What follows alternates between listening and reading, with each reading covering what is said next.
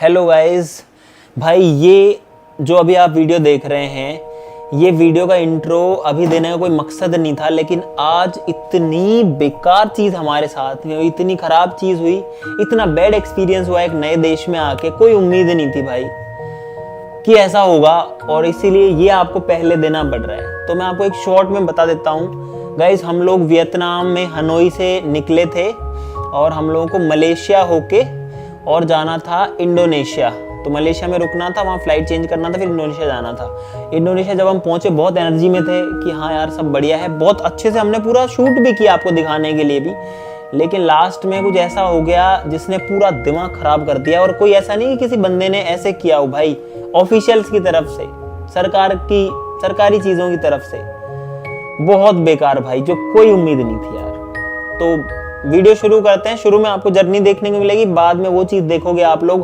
भाई प्लीज़ मेरी आप सभी से रिक्वेस्ट है कि इसको पूरा देखना और समझना कि क्या हुआ है भाई। और आप कभी भी अगर इंडोनेशिया आते हो भाई, प्लीज़ ध्यान रखना यार, आपके पैसे बर्बाद हो जाएंगे, आपका बजट भी बिगड़ जाएगा, आपका मूड इतना ख़राब हो जाएगा जितना हमारा भी हो रखा है। चलो शुरू करते हैं, इसको देखो यार आप, इसको ज़रूरी है।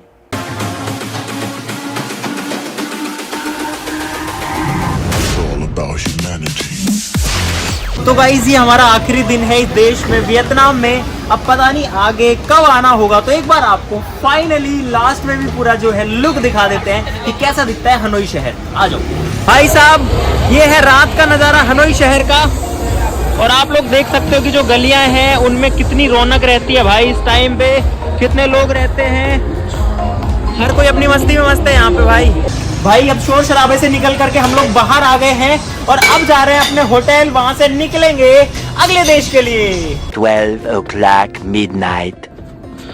राहुल खड़ा हो, ओए विकास खड़ो, चलो फटाफट करो। रात को सो के उठ चुके हैं थोड़ी देर से, और 2-1 घंटे के आसपास सोए हैं। अब हमको निकलना है, तो फटाफट से पैकिंग कर रहे हैं। ऑलरेडी लेट हो चुके हैं, आंखों में नींद भरी पड़ी है, लेकिन क्या करें भाई। और आज वो दिन है गाइस जिस दिन हम लोग विजिट करेंगे 2 कंट्रीज। जी हाँ गाइस, आज हम एक दिन में 2 कंट्रीज जा रहे हैं, और दोनों कंट्रीज जो है ना वो ऐसा नहीं कि एकदम पास है, छोटी कंट्री है भाई, बड़ी बड़ी कंट्रीज है दोनों। हमारे देश की मिट्टी, हमारे इंडिया की मिट्टी भाई, रोज इसको निकाल करके देख लेते हैं जब भी घर की याद आती है, इसको खोल भी लेते हैं। चलो एक बार और खोल लेते हैं भाई। इसका जो रबर हमने लगाया था वो टूट चुका है, लेकिन फिर भी गाइस काम चला रहा है। और ये है गाइस अपने देश की मिट्टी, ये है गाइस। तो भाई सामान यहाँ पर निकाल रहे हैं और मैं आपको दिखाता हूँ वो खतरनाक जगह। गाइस ये देखो भाई, ये गली है एकदम अंधेरी है, आगे इधर पे फिर भी रोशनी है भाई, बल्ब नहीं जले इसलिए मेरे को फ्लैश जलाना पड़ा। और ये देखो भाई, यहाँ पर हम एक्चुअली के अंदर जा रहे हैं और ये गली है बहुत लंबी, वो इसका एंड है वहाँ पे। अब भाई हम डेली सोचो इस अंधेरी गली से आते जाते हैं, और भाई देखो एक बार बस यहाँ पर इसकी छत है, कितने सारे तार हैं यहाँ पे, वायर्स ही वायर्स हैं। तो गाइस अब बैठते हैं गाड़ी के अंदर, चलो लेट्स गो। दोस्तों हमने 4 कंट्रीज कवर कर लिए हैं। हांगकांग गए हम सबसे पहले, उसके बाद में हम लोग मकाओ गए, फिर वापस आए तो चाइना में होते हुए आए, जो रोड था वो चाइना के अंदर था, और उसके बाद में हम लोग वियतनाम आए, और अब पहुंचेंगे हम अपने 5वें कंट्री के अंदर और 6ठे कंट्री के अंदर आज ही। तो 6 देश हो जाएंगे आज।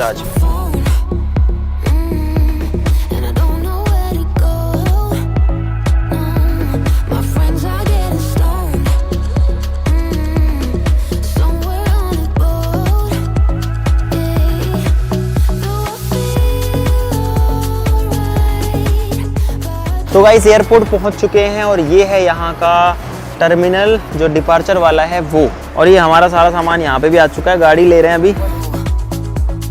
तो गाइस हमने टिकट ले ली है जो कि है यहाँ पर, और गाइस वो जा रहे हैं हमारे बैग देखो।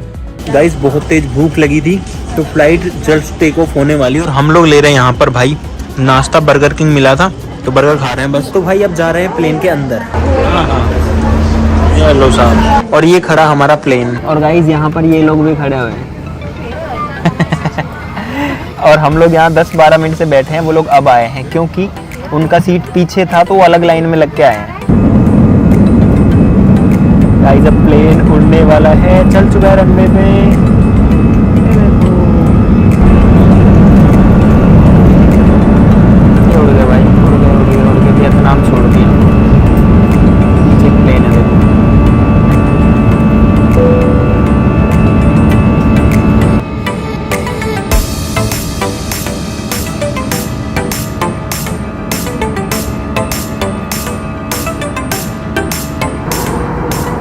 गाइस फ्लाइट को 3 घंटे हो चुके हैं और अब आप व्यू देखो बाहर का। ये देखो गाइस, क्या ज़बरदस्त व्यू है भाई। इतना खतरनाक तो आज तक भी कभी नहीं आया भाई। मैंने कभी नहीं देखा ऐसा कि बादल इतना तगड़ा लग रहे हों और नीचे का भी दिख रहा है और बीच में बादल ही बादल तैर रहे हैं। देखो भाई, एकदम ऐसा लग रहा है जैसे जन्नत में आ गए हों, स्वर्ग में आ गए हों। गाइस ये होता है जब हम बिना सोए से कैसे पड़ेगा।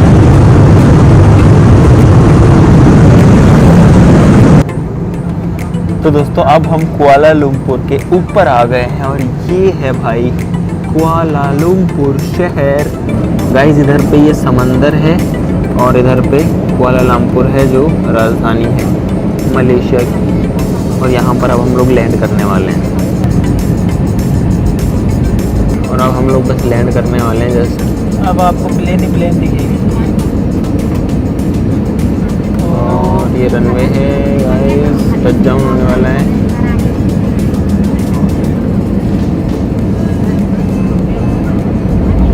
ये हो गया भाई। गाइस हम लोग पहुंच चुके हैं मलेशिया। तो भाई ये है कुआलालंपुर एयरपोर्ट और हम लोग अब जा रहे हैं आगे। तो भाई कुआलालंपुर के एयरपोर्ट पर हम लोग पहुंच चुके हैं और अब हम जो है दूसरी जगह जा रहे हैं। गाइस ये है मलेशिया का एयरपोर्ट, कुआलालंपुर एयरपोर्ट। तो गाइस ये है हमारा अगला प्लेन और इसमें ये जो है जुड़ चुका है और यहाँ से हम लोग जाएंगे ऐसे घूमते हुए और फिर यहाँ से एंटर करेंगे प्लेन में। भाई ये प्लेन थोड़ा पुराना नहीं लग रहा? तो भाई सिर्फ 1 घंटा वेट करके हम दूसरे प्लेन में आ गए और यहाँ पर ये है बाहर का नज़ारा। हाँ 1 घंटा वेट करके आ गए भाई और हम सब लोग इसी लाइन में बैठे हुए हैं।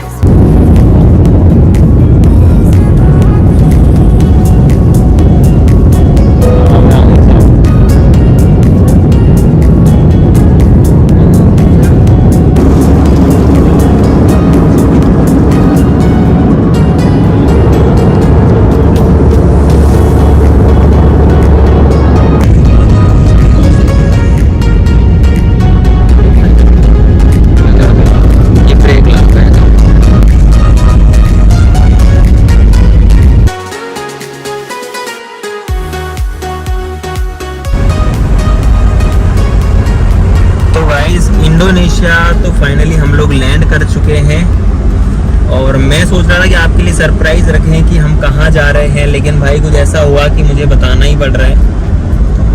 और इतनी बेकार चीज़ हुई यहाँ आके। हम लोग जब आए यहाँ पे इमिग्रेशन पे, भाई बहुत दिमाग ख़राब हो रखा है, बहुत ज़्यादा यार। ऐसा तो मतलब ऐसा तो कहीं नहीं होता भाई, ऐसा तो कहीं नहीं होता यार। तो हम लोग जकार्ता लैंड किए हैं। मेरा बिल्कुल मूड नहीं है, फिर भी मैंने जैसे कैसे कैमरा ऑन किया है।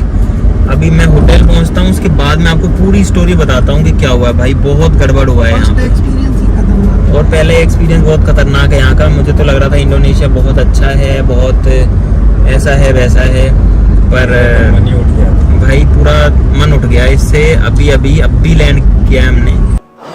तो गाइस आ गए हैं फाइनली होटल इंडोनेशिया में और अब करते हैं भाई ज़रूरी बात कि हमारे साथ क्या हुआ। भाई हमको वर्ल्ड टूर करते हुए इतने दिन हो गए हैं, हमने इतनी कंट्रीज विजिट भी कर ली हैं, सब कुछ बढ़िया चल रहा था। भाई आज ऐसी चीज़ हो गई जो कि ऐसी चीज़ है जो कि बिल्कुल भी नहीं होनी चाहिए। जिसके साथ होगी उसका दिमाग भी ख़राब होगा, उसकी ट्रिप भी ख़राब होगी, उसका मूड भी ख़राब होगा और बहुत ज़्यादा बेकार लगता है गाइस।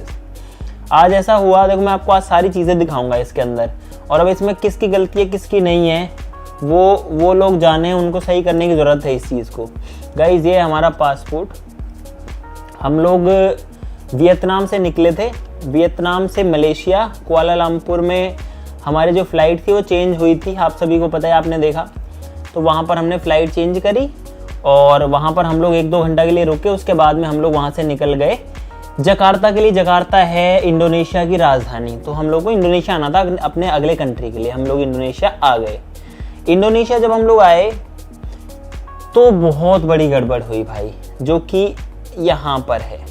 ये गाइज मेरा पासपोर्ट है और इसके ऊपर आप यहाँ पर देखो, ये है आज का 12/5/2023 का अराइवल है, डेट ऑफ एंट्री है और वैलिड है भाई 10/6/2023 तक, ठीक है, 12/5/23 से 10/6/2023 तक। ये इनका वीज़ा है जो कि वीज़ा ऑन अराइवल लगता है। इसके साथ में एक डॉक्यूमेंट और देते हैं जो कि ये वीज़ा ऑन अराइवल का फॉर्म है, फॉर्म कह सकते हैं, रिसिप्ट कह सकते हैं। रिपब्लिक ऑफ इंडोनेशिया लिखा हुआ है 5 लाख रुपए का, इनका जो 5 लाख रुपए होता है। तो इनका जो 5 लाख रुपए होता है 5 लोगों का मिला के लगभग 25 लाख हो गया और 25 लाख रुपए का इनका अपने इंडियन रुपीज़ में कन्वर्ट करें तो लगभग 13-14 हज़ार रुपये बनेगा। 15 मान लो कन्वर्जन वगैरह लगा हमको, यानी 14-15 हज़ार रुपये में ये पड़ गया। ठीक है, हम ये लेके गए इमिग्रेशन में।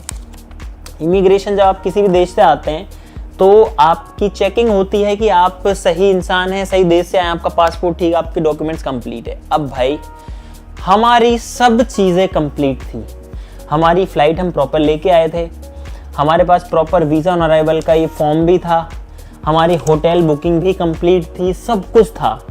लेकिन यहाँ पर जो इमिग्रेशन ऑफिसर हैं वो हमको बोलते हैं कि भाई तुम वापस जाओ। हमने कहा क्यों?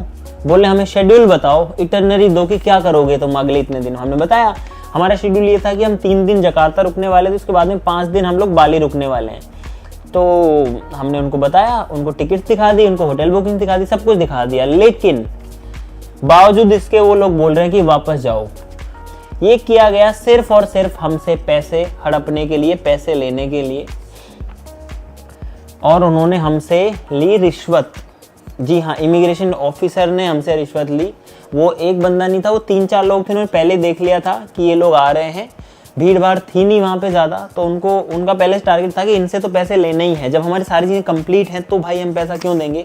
और उन्होंने हमसे थोड़ा बहुत पैसा भी नहीं लिया, उन्होंने हमसे पैसे लिए 45,000 रुपये। पहले बोलते $500 दे दो तुमको जाने देंगे। हमने कहा $US नहीं, हमारे पास इंडियन करेंसी है। तो बोलते हैं कि ठीक है, कैलकुलेट करके बोले 45,000 दे दो। मुझे लगा कि ये कोई अलग से फीस होगी, कुछ रिसिप्ट होगी, कुछ भी। वो बंदा क्या करता है, लेता है नीचे करके उसको गिनता है और अपने जेब में रख लेता है, बोले जाओ। और हम 5 लोग थे, इन लोगों के जो चेहरा है ना, इन लोगों का चेहरा तक नहीं देखा उन्होंने कि ये कौन है। मुझे बुलाया अकेले रूम में, बोले एक बंदा आ जाओ, मैं चला गया। मैं अकेला हूँ रूम में, रूम लॉक्ड है, रूम लॉक कर लिया। और वहां पर वो मुझसे 45,000 रुपये लेते हैं बिना किसी रीजन के, बिना किसी रिसिप्ट से, और खुद के पास रख के। और इन लोगों को तो देखा भी नहीं कि असली में आए हैं कि नहीं आए हैं। तो भाई इस देश में आते ही जो फर्स्ट इंप्रेशन था वो ये था कि 45,000 की रिश्वत दो। वीजा का तो दे दिया तुमने 25 लाख इंडोनेशियन रुपया, लेकिन उसके अलावा बोलते 80 लाख इंडोनेशियन रुपया और दो। तो 80 लाख इंडोनेशियन रुपया को जब हमने कन्वर्ट किया, आपने, उसने खुद नहीं किया, हमने क्या किया भाई, हम क्यों देना चाहते थे। और उसी वजह से देखो मैं आपको दिखाता हूँ भाई, मेरे पास में एक 50,000 की गिड्डी थी अपने बैग में। ये पूरी 50,000 की गिड्डी थी, मैंने अब निकाला। इसके अंदर सिर्फ ये नोट्स रह गए भाई, सिर्फ 10 नोट रह गए, क्योंकि उन्होंने इसमें से 90 नोट ले लिए भाई, मेहनत की कमाई के 45,000। अब भाई देखो बात 45,000 की भी नहीं है, इससे वर्ल्ड टूर पर हमारे काफ़ी पैसे खर्च हो रहे हैं, बहुत ज़्यादा हो रहे हैं। लेकिन बात यह है कि यार ये क्या मतलब होता है कि यार कोई आपके देश में आता है और आप उसके साथ में ऐसा बिहेव करते हो। तो मैं यहाँ पर कहना चाहता हूँ, रिक्वेस्ट करना चाहता हूँ इंडोनेशियन गवर्नमेंट से भी और सभी इंडियन टूरिस्ट से जो जकार्ता जा रहे हैं भाई, बहुत चांसेस है आपके साथ ऐसा हो जाएगा। क्योंकि मैंने एकदम संतुष्टि के साथ सब चीज़ों का जवाब दिया था, हम ये करेंगे जी, यहाँ जाएंगे। मैंने उनको सारी टिकट दिखाई, आगे तक का पूरा शेड्यूल, इंडिया जाने तक का दिखाया उनको। अब वो तो मानने को तैयार, मानने क्या बोल रहे हैं कि नहीं यू गो बैक, और ऐसे गुस्से में बोल रहे हैं कि मैं अलाउ नहीं करूंगा तुमको। क्यों नहीं करोगे? बोलने पैसे दो। हम जब जा रहे हैं, एक बंदा अलग से हमको पकड़ के लेके गया। अब यार नए देश में जाएंगे, हमको क्या पता है कि वहाँ कौन है। जैसी सरकार व्यवस्था करेगी उसी के पीछे तो हम चलेंगे ना नए देश में। वो तो आई कार्ड के साथ आया था, बोला मेरे साथ आ जाओ। और उसने हमको, हम सबको तो लेके, इन लोगों के तो चेहरे नहीं देखे भाई उसने। हमें बाहर खड़ा कर दिया, बोला एक कोई भी आप में से एक अंदर आ जाओ और बात करते हैं, और फिर उसके बाद दरवाजा लॉक कर दिया, हम बाहर बैठे हैं, हमें किसी ने कुछ पूछा। इनको तो कुछ पता ही नहीं है कि अंदर क्या हो रहा है। और मैंने अपने हाथ से गिन गिन के उसको पैसे दिए। जब मैंने कहा कि ठीक है मैं पैसे दे दूंगा, तब वो बंदा शांत हुआ, तब वो मुझे बोलता है कि बैठो, बैठ के मुझे पैसे दो। मैंने कहा पैसे मेरे बाहर रखे हैं, मैं इनसे बैग भी लेके आया। इनको तो फिर भी नहीं बुलाया कि तुम्हारे फ्रेंड्स कहाँ हैं, कुछ मतलब नहीं है उनको सिर्फ उस पैसे मतलब था भाई।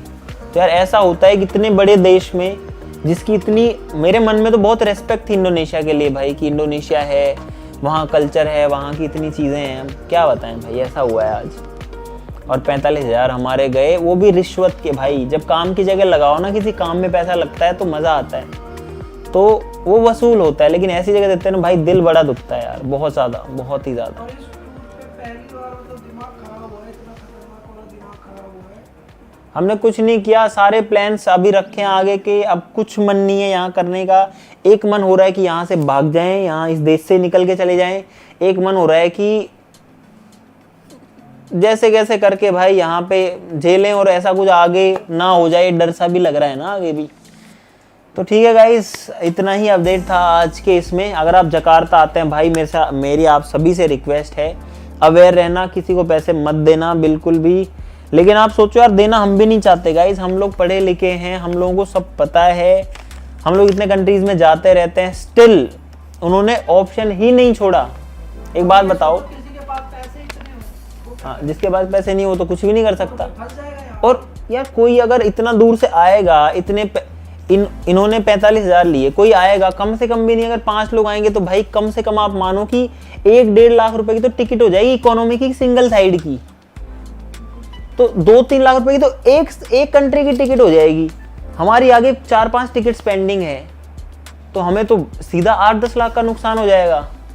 तो भाई फिर वो देना पड़ा रिश्वत, साफ साफ पता था। मैं तो बाहर आया, मैं तो इनको बोल रहा था कि रिश्वत ले रहा है भाई वो, मैंने दिया। लेकिन भाई क्या करें बताओ, अपना देश होता तो बहुत खतरनाक एक्शन लेते हम इस चीज के ऊपर।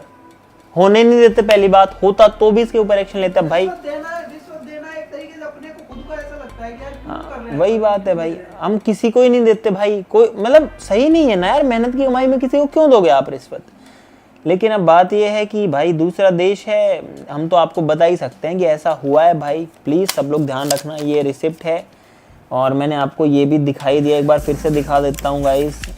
और इस बार मैं आपसे कुछ छुपा भी नहीं रहा हूँ कि डेट वेट क्या है, नंबर क्या है, सब आपके सामने है भाई। अगर कोई इंडोनेशियन गवर्नमेंट से भी इसको देख रहा है तो भाई मेरी रिक्वेस्ट है कि ऐसे ऑफिसर्स, क्योंकि ये पैसा गवर्नमेंट के पास थोड़ी जा रहा है, गवर्नमेंट को तो पता ही नहीं है कि ये हो रहा है, ये तो वो लोग कर रहे हैं। लेकिन उन लोगों के चक्कर में, उनके कमाई के, उनके इस भ्रष्टाचार के चक्कर में आपके देश की इमेज खराब हो रही है। और भाई तो वो ऐसे तो किसी को पैसे लेके वैसे भी अलाउ कर देंगे, कोई वैसे लोग भी आ सकते हैं। बिल्कुल, उन्होंने जब फेस ही नहीं देखा किसी का तो वो तो कर ही सकते हैं। पैसे लेके कर देंगे। और बात ये है कि भाई अब मेरे मन में क्या रेस्पेक्ट रह जाएगी इंडोनेशिया की। और चलो वो तो जो भी है अब, लेकिन अब उनको तो ये भी नहीं पता कि हमारे पास सोर्स है बताने का गाइज। अब हमारे हो सकता है इस 45,000 देने की वजह से किसी के कितने पैसे बचेंगे, लेकिन उनको ये चीज़ नहीं पता थी। पर भाई अब हमारा काम है ये बताना, भले ही मुझे इंडोनेशिया ज़िंदगी में कभी आने ही नहीं भी दिया जाएगा, फ़र्क नहीं पड़ता, लेकिन आप लोग, क्योंकि हमारा फ़र्ज़ है आपको ये चीज़ बताना। ठीक है, आज के लिए इतना ही। अब ज़्यादा कुछ बोलने की हिम्मत नहीं है, ना कुछ खाना पीना खाया है, ना खाना पीना खाने का मन है, सुबह से ही नहीं खाया, बस सिर्फ एक बर्गर खाया था। ठीक है, आज के लिए इतना ही, नमस्कार।